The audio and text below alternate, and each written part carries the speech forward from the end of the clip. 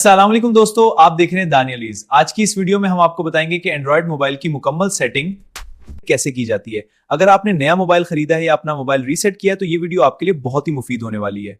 Mobile on करने के लिए पावर बटन को दबाएं। जबान मुंतखब करने के लिए इंग्लिश पर टैप करें।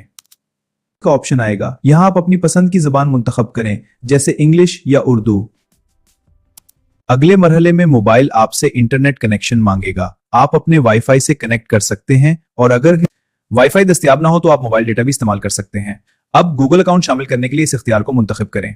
अब आपके सामने गूगल अकाउंट यानी जीमेल शामिल करने का ऑप्शन आएगा। अगर आपके पास पहले से जीमेल मौजूद है तो उसे लॉग इन करें और अगर नहीं है तो आप नई जीमेल भी बना सकते हैं। उसके बाद मोबाइल आपको सिक्योरिटी के लिए पिन, पासवर्ड या फिंगरप्रिंट लगाने का ऑप्शन देगा। बेहतर कि आप इनमें से कोई एक सिक्योरिटी जरूर लगाएं ताकि आपका मोबाइल महफूज रहे।